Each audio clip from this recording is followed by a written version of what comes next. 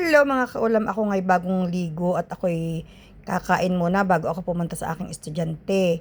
Ang ulam ko'y manok, ari isang buong hita. Tapos niluto ko lamang ari sa saluyot. Pinakuluan ko lamang sa saluyot, bawang sibuyas, asin, paminta, yun laang mga kaulam. Kung gusto ninyong gayahin, ay di masarap talaga ari mga kaulam. Ang saluyot talaga ay malasa. Ang ginawa ko diyan, inilaga ko muna ang manok. Tapos nilagyan ko na, habang inilalaga ko ay ditinimplahan ko na ng bawang sibuyas at paminta. Tapos, ang saluyot nung mahimay ko ay aking ibinilender ng pinong-pino. Tapos nung medyo malambot na ang manok, inilagay ko na rin ang saluyot. Kaya mga kaulam, doon sa mga hindi nakain ng medyo, yung, ano kang tawag doon, yung parang naglalaway-laway, yung very slimy. Yung ano bang tawag doon, madulas. Pag kung ayaw ninyo yan, ay naku, ay hindi po pwede dahil talagang pag nailagay ninyo ang saluyot ay madulas. At yun talaga naman ang gustong gusto ko dahil parang ang sarap gang higupin at ang saluyot mga kaulam ay sadyang malasa. Inaalisan ko ng balat dahil sabi ng doktor wag daw akong kakain ng balat ng manok. Pag sabi ng asawa ko para ano daw, bago ko daw lutuin, tanggalan ko na ng balat. Para sa akin naman, yung balat nagpapalasa din yan sa sabaw. So, pag tinatanggal ko na lamang kapag naluto na, kapag ganyan kakainin na, dyan ko na lamang tinatanggal ang pinakabalat ng manok. Maikwento ko sa inyo, paborito ko yung chicharon na balat ng manok. Yung katulad ng ginagawa ko dati. Nagluluto ako niyan dati Nako, tinigilan ko na matagal ng panahon dahil yun inasip-sip ng maraming mantika, baga. Masarap naman talaga yun, lalo na kung ilalagay mo sa ginisang munggo. Kaso nga, hindi na nga ako ngayon nakain ng balat ng manok. Ako'y nagmamadali. Bakit baga naman lagi nagmamadali? Dahil isang araw mga kaulam, maikwento ko sa inyo. Ako'y nalagpasan ng bus din sa amin. Ay di ang bus ikada 30 minutes.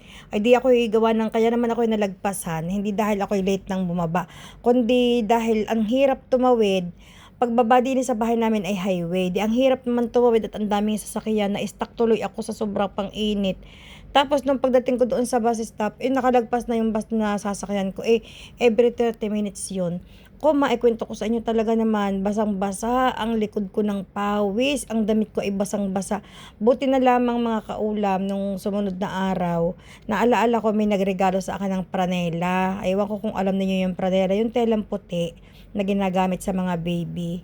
Ang ginawa ko ay inilagay ko sa aking likod para sipsipin noon ang pawis. Pero marami nagsasabi na hindi din daw yun safe. Dapat daw kung maglalagay sa likod ay dapat daw yung dyaryo o papel ganyan. Ako naman mga kaulam, kaya ko nilagyan dahil nababasa talaga ang damit ko. Yung sa sobrang basa nakadikit na sa aking balat. So ginawa ko, ang inilagay ko ay pranela. Ang masakit nito, pag akyat ng bus, ang bus sobrang lakas ng aircon. Doon tayo nadadali sa mga gayong padali. Yung pawis na pawis ka, galing sa sobrang init, tapos papasok ka sa aircon.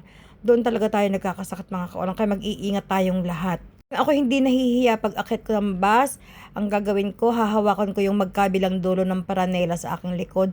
Tapos iis-is ko doon sa aking skin para makakuha niya ang pawis, matuyo niya ang pawis.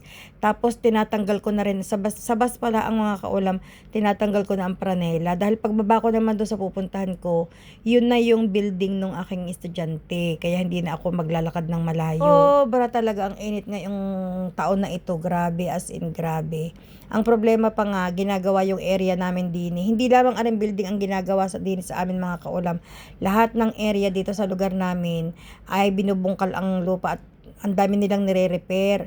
Di maalikabok, So pag nagtatakbo ng mga sasakyan, tapos nakahinto ako dahil gusto kong tumawid, nalalanghap ko na yung mga alikabok, tas sobra namang kainit.